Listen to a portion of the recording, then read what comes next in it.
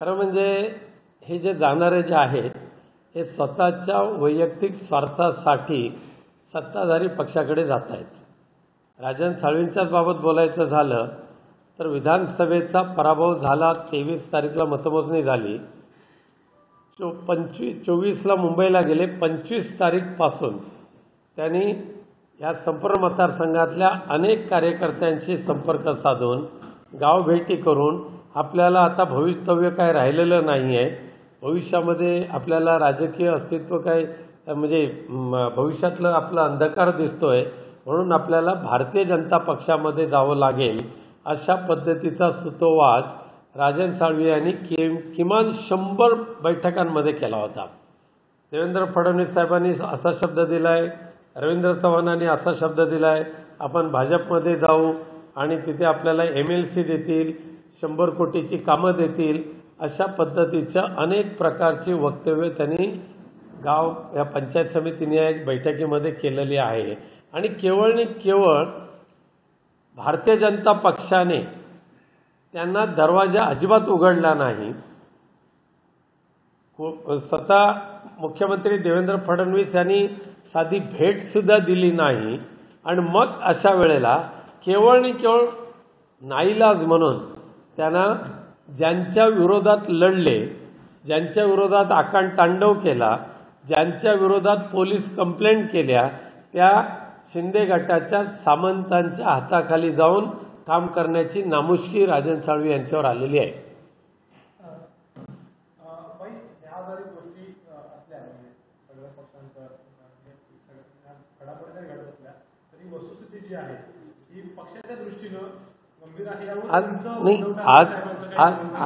आज जरी हे विकाऊ राजकारणी, विकाऊ नेते जरी भाजपा किंवा इतर कुठल्या शिंदे गटामध्ये गेले तरी सर्वसामान्य कार्यकर्ता त्याहीपेक्षा मजबूतीने बाहेर येईल. आम्ही आता पुढच्या आठवड्यापासून तालुकानिहाय पदाधिकारी कार्यकर्त्यांच्या ज्या बैठका घ्यायला सुरुवात करू, मेळावे घ्यायला सुरुवात करू, त्यावेळेला उद्धव बाळासाहेब ठाकरे पक्षाची असलेली या रत्नागिरीतली ताकद हे आपल्याला दिसून येईल.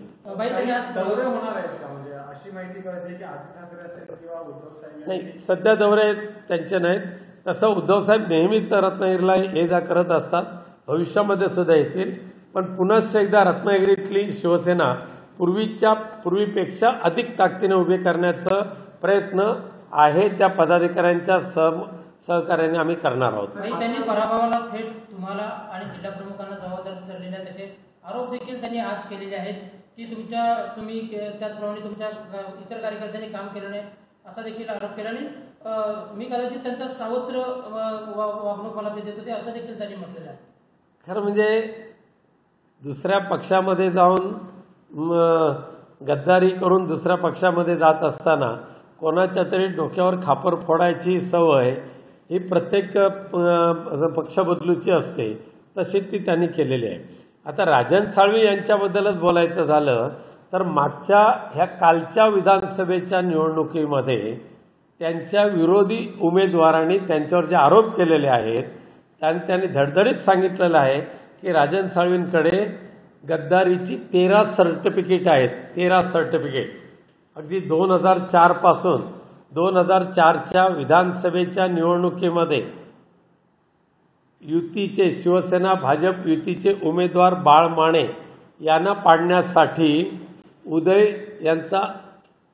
करून घेतला. हे जगजाहीर आहे.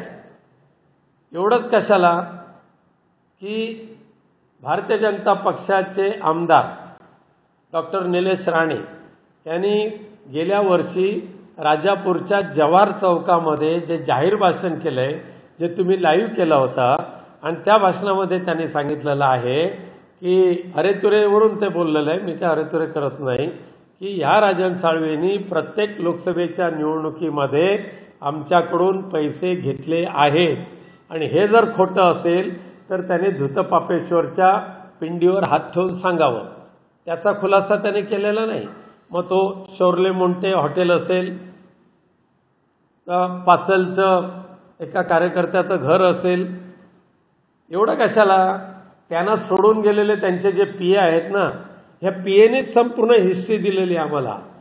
कोणाकडून किती पैसे किती वेळा किती घेतले ते आणि गद्दारी केली. गद्दारीची 13 सर्टिफिकेट असलेल्या राजन साळवींनी विनायक राऊतवर आरोप करणं हे हास्यास्पद आहे. म्हणून मला त्याचे काय वाईट वाटत नाही. आता जिथे गेलात तिथे मात्र सुखी तुम्ही कसे राहणार त्याची मला चिंता लागलेली आहे. कारण शिंदे गटामध्ये राजन साळवींनी जाणं हा त्यांचा पराक्रम नाही आहे, तर त्यांच्यावर ओढवलेली ती नामुष्की आहे. आणि त्याचबरोबर मला दाट शंका आहे केवळ उदय सामंत आणि किरण सामंत यांचं वाढणारं राजकीय प्रस्थ त्याला रोखण्यासाठी आणि मध्यंतरीच्या कालावधीमध्ये असं म्हटलं जातं की उदय सामंत हे उपमुख्यमंत्री पदाचे दावेदार आणि त्यांनी 20 जणांचा एक गट केला होता. हे सगळं ज्या वेळेला माननीय एकनाथ शिंदे यांच्या कानावर गेलं त्यावेळेला त्यांनी उपमुख्यमंत्रीपद स्वीकारलं. अन्यथा शिंदे गटाच्या 20 जणांना घेऊन उदय सामंत उपमुख्यमंत्री झाले असते. उदय सामंत आणि किरण सामंत यांना चेकमेट करण्यासाठी यांना शह देण्यासाठी शिंदे गटाने राजन साळवींना घेऊन एक पर्याय उभा करण्याचा केविलवाना प्रयत्न केलेला आहे. केविलवाना प्रयत्न. कारण राजन साळवींमध्ये तेवढे गट्स नाही आहेत. आता फक्त मला काळजी एकच आहे की कोण कोणाच्या उरावर आणि कधी बसतो हे बघत राहणं. गेल्या 1.5 तासांपासून त्यांची बैठक चालू होती. किरण सामंत असतील, एकनाथ शिंदे असतील आणि राजन साळवी असतील, अशा पद्धतीच्या बैठका ज्या आहेत त्या चालू आहेत कालपासून. तर या बैठकांचं नेमकं काय, कशासाठी बैठका असतात? मी त्याबद्दल काय बोलत नाही, पण असं म्हटलं जातं वाऱ्यावर की पक्षप्रवेश करताना मला एवढे करोड द्या, MLC द्या असं म्हटलं जातं. असं बाजारात तशा वावड्या उठलेल्या आहेत. त्यामुळे कदाचित ती चाललं असेल आर्ग्युमेंट त्याच्यावर कितीवर सेटल होतं ते.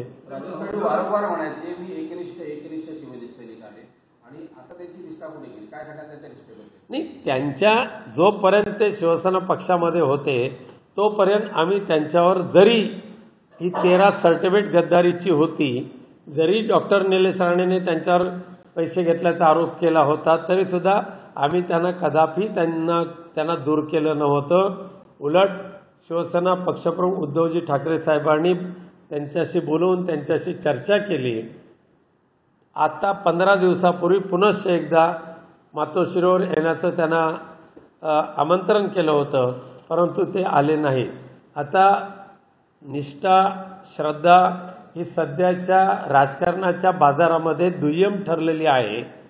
परंतु मला अभिमानाने मी सांगेन की आजसुद्धा हिंदू हृदय सम्राट बाळासाहेब ठाकरे आणि पक्षप्रमुख उद्धवजी ठाकरे यांचे एकनिष्ठ श्रद्धावान असलेले लाखो विनायक राऊत आजही महाराष्ट्रामध्ये आहेत.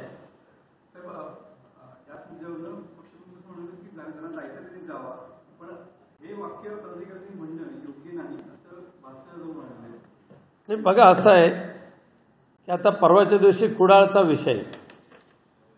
कुडाळला आम्ही नगरसेवक असं म्हणतात 15-15 लाखाला विकले गेले. जोपर्यंत हा घोडे बाजार राजकारणाचा सुरू आहे ना तोपर्यंत पैशासाठी हपापलेले जे लोकप्रतिनिधी आहेत हे घोडे बाजारात स्वतःला विकायलाच त्यांनी ठेवलेले आहे. मग या घोडे बाजारात विकल्या जाणाऱ्यांना किती दिवस सांभाळायचं. आता राजन साळवींना सुद्धा पुनश्च एकदा त्यांच्याशी चर्चा करून बाबा तुम्हाला कोण हवाय तो माणूस सुचवा, मी देतो असं पक्षप्रमुखांनी सांगितलं त्यांना. त्यानंतर 15 दिवसापूर्वी पुन्हा एकदा त्यांना आमंत्रित केलं, नाही आले.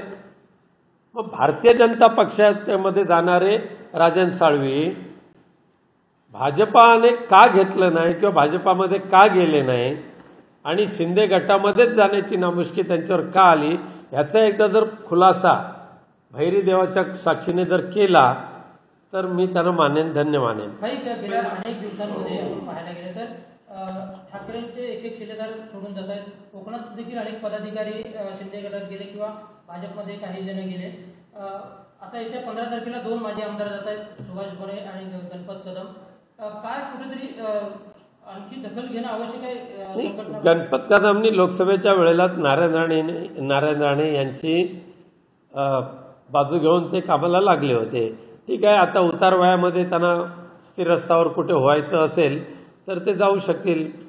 समजावून सांगण्याचा प्रयत्न केलेला आहे, पण योग्य वेळेला येईल त्यावेळेला अजून पंचनामा करण्यासाठी आमच्याकडे सुद्धा मटेरियल खूप आहे. सुभाष बने पण जात आहे, तिकडून रोहन बने जात आहे.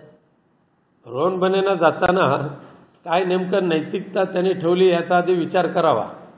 ज्या भगवंताचं नाव घेऊन तुम्ही चालताय, ज्या श्रीकृष्णाचे शिष्य तुम्ही भक्त तुम्ही समजताय, अनेक सिनियर लोकांना डावलून तुम्हाला जिल्हा परिषदेचं अध्यक्ष केलं, ते देवाने नाही केलं तर उद्धवजी ठाकरे साहेबांनी केलं आहे.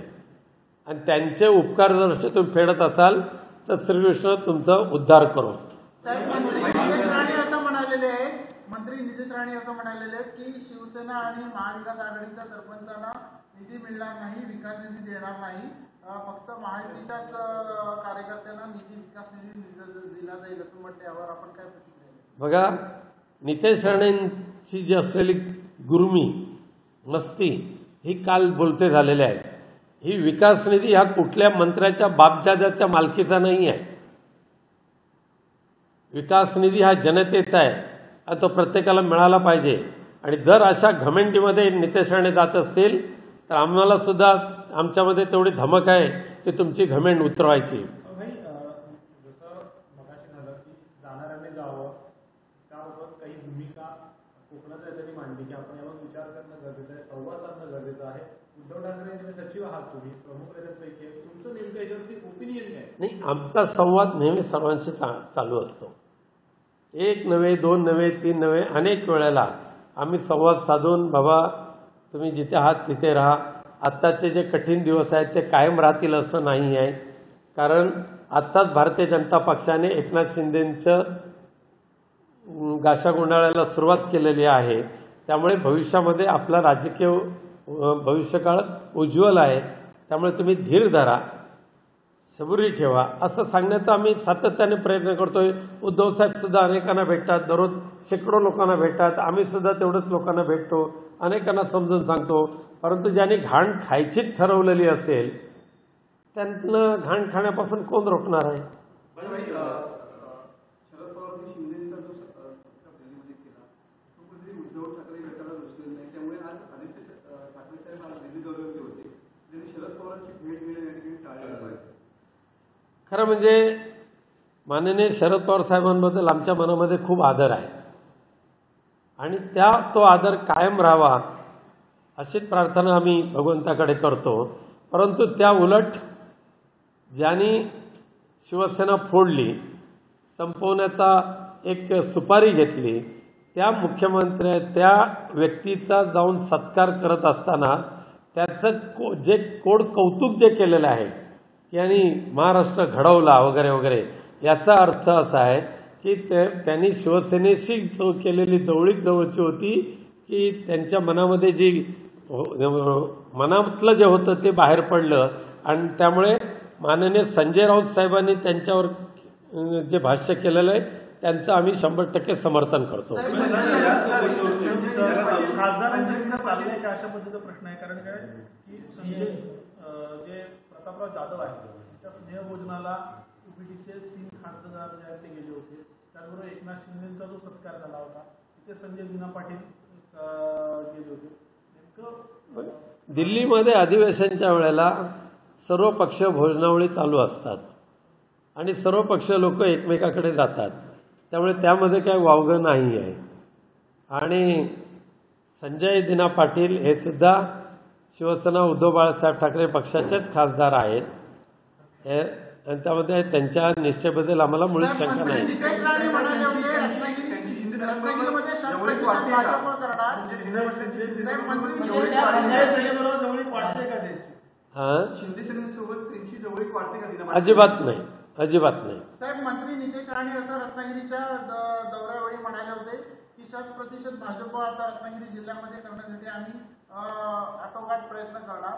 आपली काय प्रतिक्रिया? नाही, तोच उद्देश नरेंद्र मोदी आणि नरेंद्र मोदी आणि अमित शहा यांचा तोच उद्देश आहे.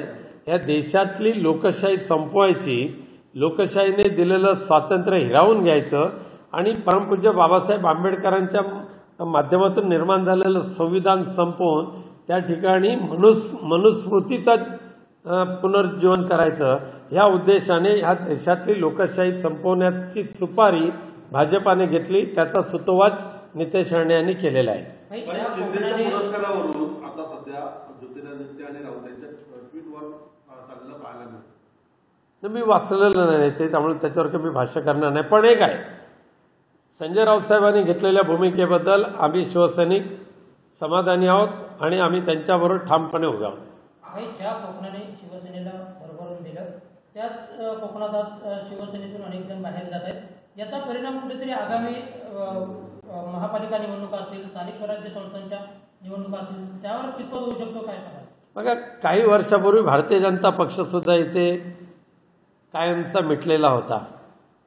त्यामुळे ह्या राजकारणामध्ये एखादा पक्ष कधीच संपत नसतो. तेवढ्याच ताकदीने भले जरी चढ उतार जरी आले तरी सुद्धा तेवढ्याच ताकदीने गरुड झेप घेऊन पक्ष वाढवण्याचा प्रयत्न आम्ही सर्वजण करणार आहोत.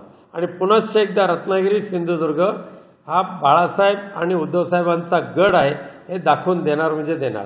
साहेब, आपल्या पक्षातले काही पदाधिकारी सत्ताधारी पक्षातल्या काही कार्यक्रमामध्ये दिसून येतात. आपण त्यांना काही सूचना किंवा काही देणार? असं काही सार्वजनिक कार्यक्रमामध्ये जाणं किंवा लग्न कार्यामध्ये जाणं, सत्यनारायणच्या पूजेला जाणं आणि तिथे एकत्रित भेटणं यामध्ये काय गैर आहे असं मला वाटत नाही. देश विदेशातील प्रत्येक घडामोडींचे लाईव्ह अपडेट मिळवण्यासाठी आता साम टीव्हीच्या सर्व सोशल मीडिया प्लॅटफॉर्मला लाईक, फॉलो आणि सबस्क्राईब करा. तसंच सर्व नोटिफिकेशनसाठी बेल आयकॉन प्रेस करायला विसरू नका.